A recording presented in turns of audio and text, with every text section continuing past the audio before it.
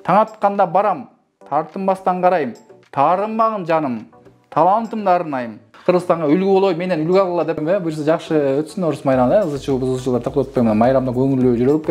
Эмне көңүлүңүз калдыбы? Эмне себептен? Мен мынтип ойлоном да, башында каймат жолу Зарылбек деп эле чыккан, Кожомкул деп эле айтпап кылай. Ошону чыкканда мен бар рекордум өзгөчө чыкты, бирөөнү турабастан. Таштайыр бекен жаман көрөт окшойсу. Эки жалжаңбай айтып салганда Назиреме Гужейнага.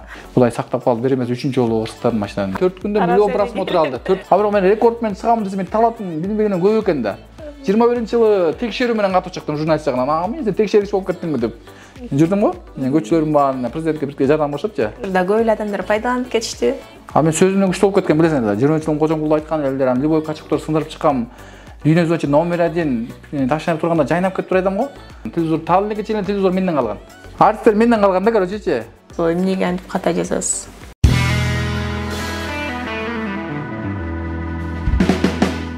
Жалпыңыздардын бүгүнкү Наурыз майрамыңыздар менен куттуктайбыз. Бул Соло ТВ YouTube каналы, сиздердин кызматыңыздарда Таңнурум Молоева. Бүгүн дагы өзгөчө бир мырза менен маектешүү алдында турабыз. Азыркы учурда көптөгөн чыгармалары хит болуп жаткан, интернет тармагында аябай талкууну жаратып жаткан Зарылбек Аликенов бүгүн бизде конокто. Саламатсызбы?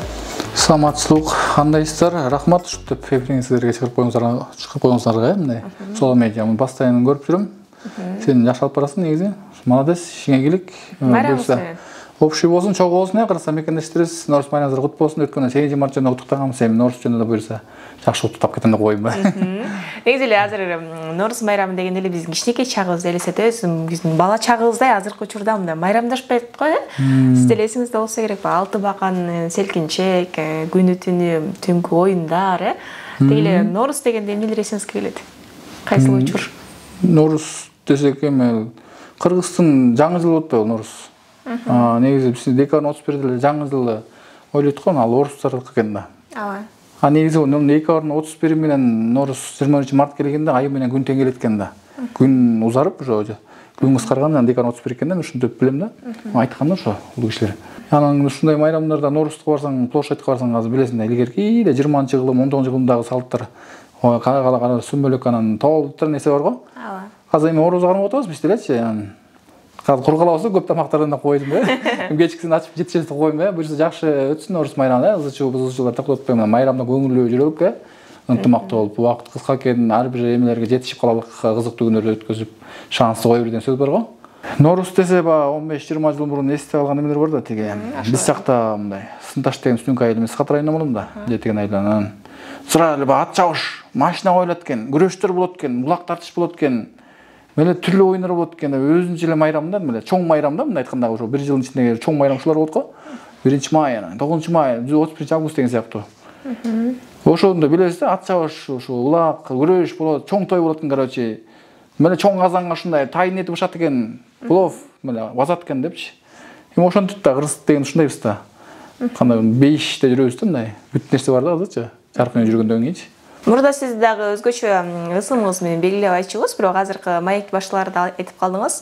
Казан менен айтылган атым менен чыгайын, болду аны эстетпе деп. Эмне көңүлүңүз калдыбы? Эмне себептен? Эми ал азан айт дегенде ал Кудай берген энатта койгон ат да турабы? Анан кийин бу кайманатты каякта бир эме киши чыга калып бошо баштабады байланманы.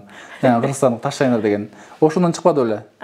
Ага чейин кайманат деген Кыргызстан жок эле да рекордсмендердин. Көп эле өзүнүн аты менен чыкчу эле го, ырсылар деле өзүнүн аты менен чыгып таанылытпай турабы?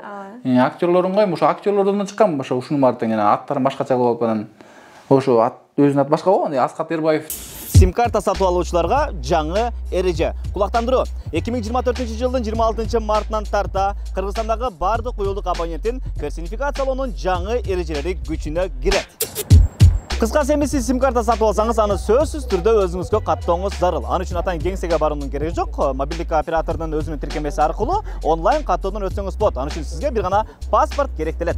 2024-жылдын 1-апрелинен тарта саткан сим-карталарда кээ бир кызматтар чектелүү болот. Качан сиз онлайн каттоодон өткөн соң бардык функциялар иштеп баштайт. Бийлик мындай чара жеке маалыматтын коопсуздугун сактоо үчүн кабыл алганын билдирди. Себеби биздин телефон номерлерге атайын электрондук капчыктар, банктык карталар жана соц аккаунттар байланган. Ошондой эле абоненттер мобилдик оператордун сатуу жана тейлөө кеңсесине барып өзүнүн паспорту менен каттоодон өтө алышат. Типти таанып атпайбы, Жорубек деп, ошо сыяктуу да, мен сиздин кызына 2006 чыкпады эле, Бул рекордсмен кайманаттарынан ошо таш чайнарам, мык чайнарам, ток чайнар деп чыгышты го анда бири-бирин турашып. Бир эле Ринат деген эле балбан болуп чыкты. Ринат деп кара кол onun маршруткасы өйт го, камаз жүргөн. Ал азыр Москва жүрбөйбү. Берги Азамат Бараков Темир Азамат деп чыкты, өзүнүн аты менен Темирди кошо алган да. Мен мынтип ойлоном да, башында каймат жолу Зарылбек деп эле чыккан, Кожомкул деп эле айтпап кылай. Ошону чыкканда мен баары рекордум өзгөчө чыкты бирөөнү турабастан. Мен сөзүмдөн күчтүү болуп кеткен, билесиң да. 20 жылым Кожомкулда айткан элдер, любой качоктор сындырып чыккам. Дүйнө жүзүнчө номер 1 ташынып турганда жайнап кетип турайдым го. Сөзүмдөн Буршлидин сөзүнө эле курч болуп кеткен да, бир 50 серия кыргызчасын көрдүм эле, ошо менден кийин чыккан 2019. Мен 2018 мартта таанылбадым бир жума эле. Чаңдатып ийдим го, Кыргызстан Жекчандай болуп жана Голливуд жылдында Жекчандардай болупчу. Анан ошо өзүмдүн атым ошо Зарылбек деп ошо аттар тамадалар коюп койбой, Канат Култаев уруксат сурабай туруп анан кийин эки жалжаңбай айтып салган да Назира менен Гүлжайнага. Мукий орто туруп деп катырып атпады го, Мукийга сөз жок, ал жакшы бала экен.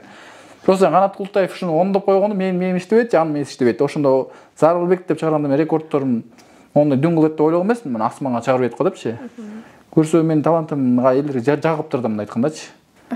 Бирок ошол Кайманат менен көрүк таанылдыңыз го дейм, өзгөчө болуп. Кайманат менен эмес, мен деген тиги түрүктөрдүн таанытты, торбокто эмне өлтүрдүң, как будто анын балдарын өлтүрүп салгансыпчы. Анан жумуртканы бүтүн жуттуң, анан кийин кантип болуп атасың, мындай биринчи болуп атабыз, мындай жок эле го негизи дүйнө жүзүндө депчи.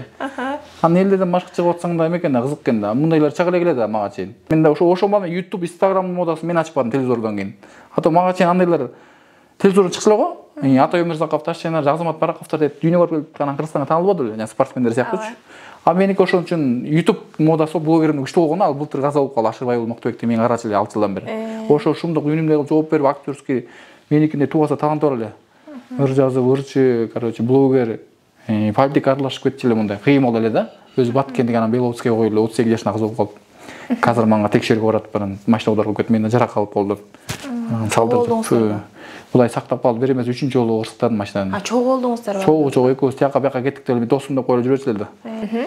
Өзүңдү ар тараптуу деп эсептеп калдыңыз. Негизи эле кайсыл тарап сизди көбүрөөк атыңызды таанытты?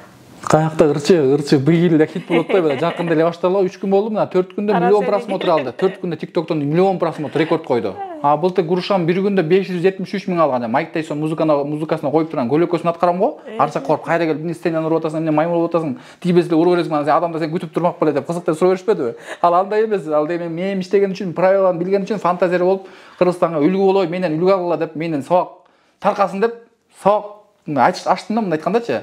Менен үйрөнгөлө ушундай жазагыла, мындай жок болчу мага чейин Гурушаларда. Ал да өзүнчө фантазия, рекордторду өзүм ойлоп чыгарган гираларды. Андай жок болчу. Бул ырдын жазгандар өзүм авторум, ырды чыгарбам, Тармаган жам деген. Ал музыкасын Аскат Мусуланбеков деген, мен былтыр августтан бери чечип атам. Ошо каза болгон блогердин досу эле 15 жылдан бери. Каза болгон блогер менен да 15 жылдан бери тааныш дос болчу. Азыр дос болгон, тааныш болгон үчүн ошол менен кошулуп анан иштешип кеттим да. Мен башка артисттер менен канча жүрдүм багында, билесиңер да, артисттер менен дос боло албай койдум. Даже мен аягында ошо мен жоготуп, аккаунттарымды өчүрүп, короче мен жардам кылат деп ишкен да, көз түйүп кеткен. Ошон үчүн мен көрүнбөй кетип анан быйыл кайра хит кылып атпаймынбы? Эми ал биринчи чыккан рекорд менен табылгам негизи, ырдап атпайсың, мен рекордтон чыккам негизи, Кожомкулдай болом деп. Бирок мен рекорд менен чыгам десем, мен талантым билбегенем көп экен да. Салам Мурсанам эки жалжаңбай болсо мен вообще эле дүңгүлтта күмөндөрдөн ашырып ийбедим мындай айтканда, кудул кылчу. Анысы негизи кинолорго чыгырып баштады. Ырысчан Мартова, Томпошко, Тониго ал кинондо чыгарылбойчу да. Андан Гүлжайнар менен гастролдоп Кыргызстанга айланып келдим, Баткендин баарын. Андан кийин да эмне болду? Андан кийин 18-жылдар эмес беле? Аны 2019-жылы барып, 19 жыл барыпчы. Тиги Казакстанга барып, моюн менен мыксуруп, жүрөктөн чүрүп келдим анда да барып. Жөн келбей. Гүлнур Сатыловган 5 барган талашып алганда Ситора шүп тиги талашып жеп алды го, кнопкасын басып. Ошол сыяктуу аткарып келдик да ролдучу. Андан кийин 20-жылы вирусты көп чыккан жокмун. 21-жылы текшерүү менен катуу чыктым журналист жагынан. Мен текшерүүчү болуп кеттимби деп жүрдүм го. Көчөлөрүм бар, президентке бирге жардам кылышыпчы. Сиздин деген ошол аябай кайнап аткан, атыңыз чыгып аткан учурда көп эле адамдар пайдаланып кетишти. Элдер мен сырымды 5 колдой билип алышканмын айтканда, жети билип адамчы мен азыр. Итинен бери дайынт да. Анан айтып кетейин, колдонгондордон Салам Мурсандан башталбады байламар, билесиңер да. Блогерине күчтүү болуп, бир жумада дүң кылып ийди, эртеси күнү көчөгө атпай калган. Эртеси күнү ошо телевизорлор чыгырып баштады. Телевизор менден калган да, мындай айтканда. Телевизор таалынеке чейин телевизор менден калган. Толтур эфирге чыккам, таанылбай койгом. Замана, СТВга чейин, ЛТР, Спутник, X Factorга чыккам. Бир эле Кытайларга шанс болгон, барбай калган багында.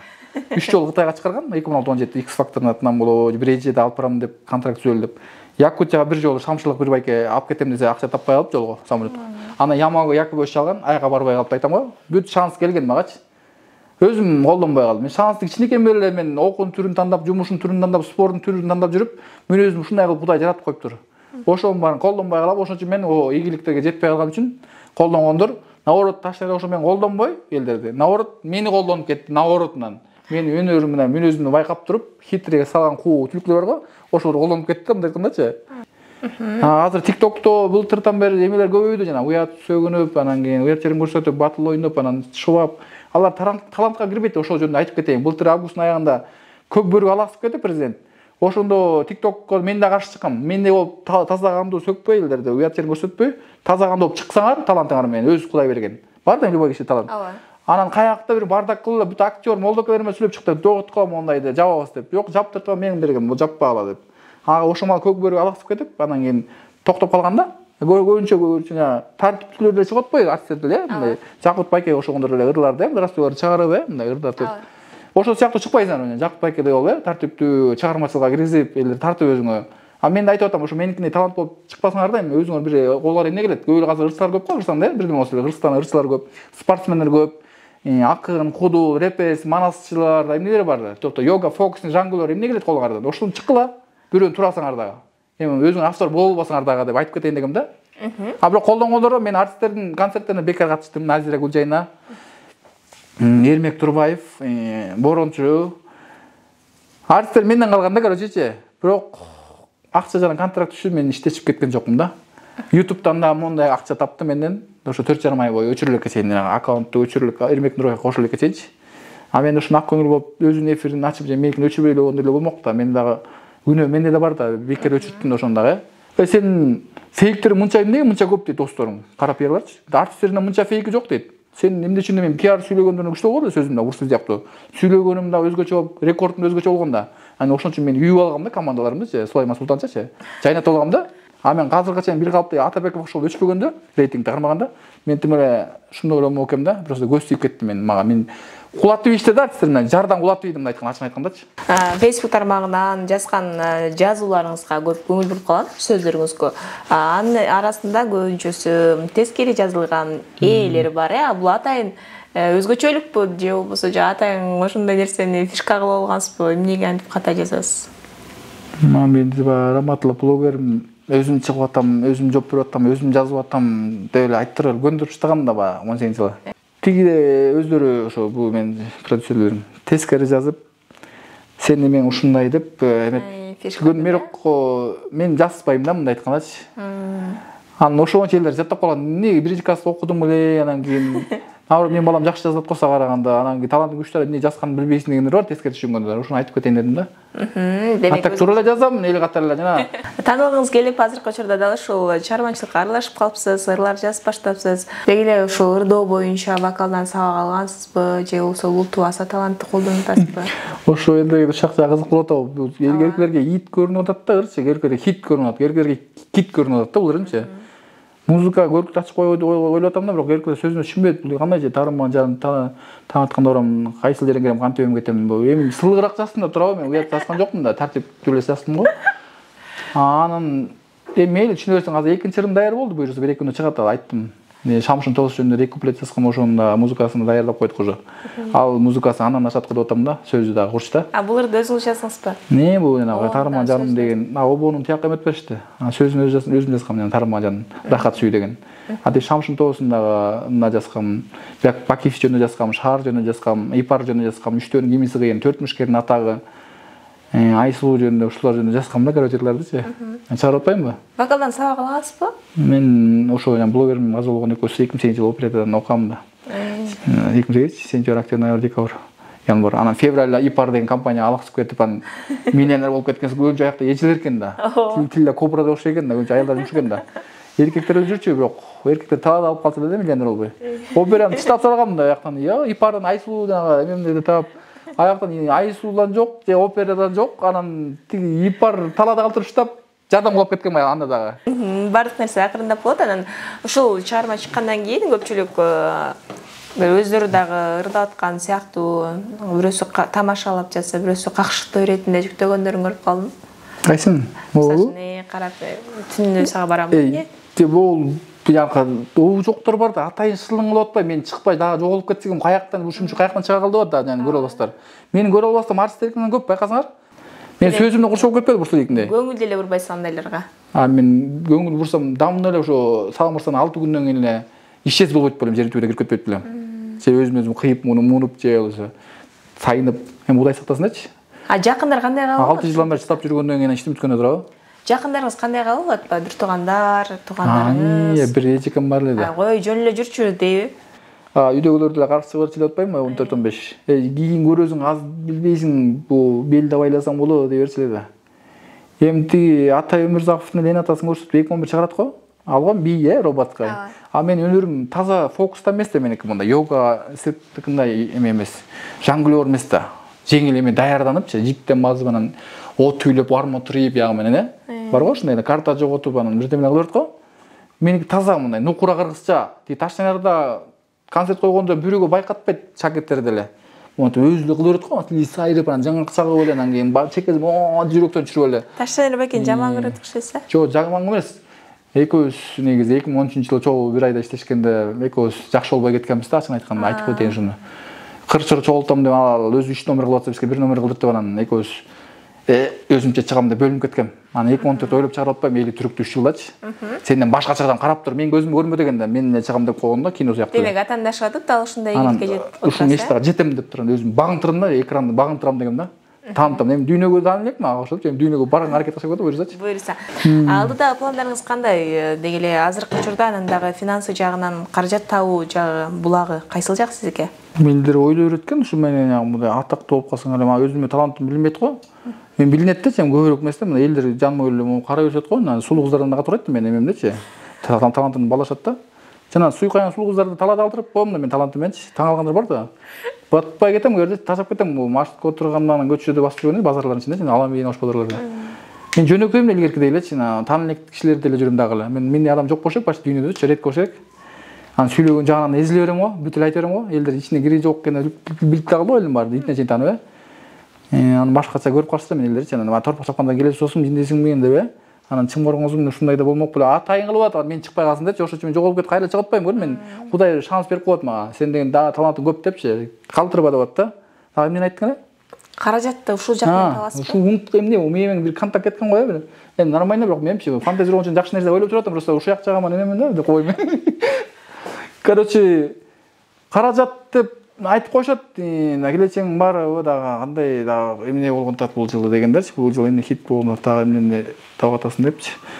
Эми сен мындан тышкары эмнеде иштейсиң деген сөзү мага эмедет да, кызыктырбайт да. Эркек кызыктырат го. Элдер ойлойт экен, костюм кийип же мондай конкретно эмелер сүйлөп койсоң сен дагы бир жерде иштейсиңби депчи. Же офисте отурасыңбы, же бир жерде бүттүң эле деп. Эми ачыгын айткан ток-шоу деп бирөө бүткөн эмесмин да, мен тандап таска жолугуп 2008ден бери бир жумуш же спорттон чыкпадым, же жумуштан, же окуудан чыккан жокмун да. Мен талантым эле көңүл буруп, айылда көбүрөөк иштегем, талаада, дуңгандарда, шабашкаларда 2003төн 2008ге чейин окууну бүткөндөн кийинчи, 2003 бүттүм да. Жотуртен айылдан. Анан кийин короче мен көбүнчө талаага кара жумушка көбүрөөк ышкам да. Анан шаарда бизнестер ачып же болбосо мындай ар кандай жумуштарда көп деле иштеген эмесмин, азыраак иштегем, бирок точкасын таппай жүрүп азыр ушундай эле шоу бизнестер менен жүрөбүз да. Негизи эле майрам болуп атса дагы өзүңүздүн алтын болгон убактыңызды бөлүп келип чоң рахмат. Дал ушул маегибиздин аягында сурагым келип турат. Азыркы учурда ырдап жаткандарыңыздын бир куплет болсо да ырдап беребизби деп. Караңгыда келем, карап сени билем. Кайсыл жерден кирем, кантип эми кетем дейт да. Таң атканда барам, тартынбастан карайм. Таарынбагын жаным, талантымды арнайм. Таарынбагын жаным, токтоп тургундайым. Тике туруп сага талантымды арнайм. Мындан ары мени унутпастан жүргүн, түн уйкудан калып, мага басып келгин деп коюн, Түшүндүңөрбү? Түшүнбөдүңөр деп коюмбу? Жакшы түшүндүрсөң анда 5 коюм деп коюм. Аны күндөлүгүн алып келгиле депчи. Рахмат сизге дагы чоң, жалпы элди бүгүнкү Нооруз майрамы менен куттуктайлы. Маегиңизди жыйынтыктайлы. Ошо рахмат силердин эми ошо мен эфириңерге клиенттер жайнап чалып жүргөн таланттууларды чыгарып, артисттерден тышкарыда ушундайларды келип өстүрүп экранга чыгарып таанытып берели. Кичине ийгилик жалпы жамаатты коллегаларга чоң ысык салам. Эртеңки бүгүнкү Нооруз майрамыңыздар кут болсун. Общий кыргызстандык менин фанаттарым, солдаттарым ал силерни колдоп лайк басып, тындырып, айнекти жарак кетиргенче баскан, лайк баскан адамдарга, жакшы апаларга, аталарга, карындаш байке эжелерге көрүчү кичине ийгилик, жакшы майрамдаңыздар, жакшы өткөзүңүздөр, орозуңуздар кабыл болсун, ороз алмасаңыздар. Короче, ишиңерге ийгилик, жакшылыктар көп болсун. Ушул жылы тура албай жүргөн бутуңарга туруңуздар, 23-жылда кыйналгандар, 24-жылда жакшылыктар болсун. Убакыты барктайлык, убакыт ушканча өтүп атат, биринчи сыйлашып алганда ынтымактуу болуп, биримдүү болуп эле, ошондо Кыргызстан өнүгөт дегендей. Мен Зарылбек Аликанов, ал эмес, саламаттаңыздар, кыскача болсо да.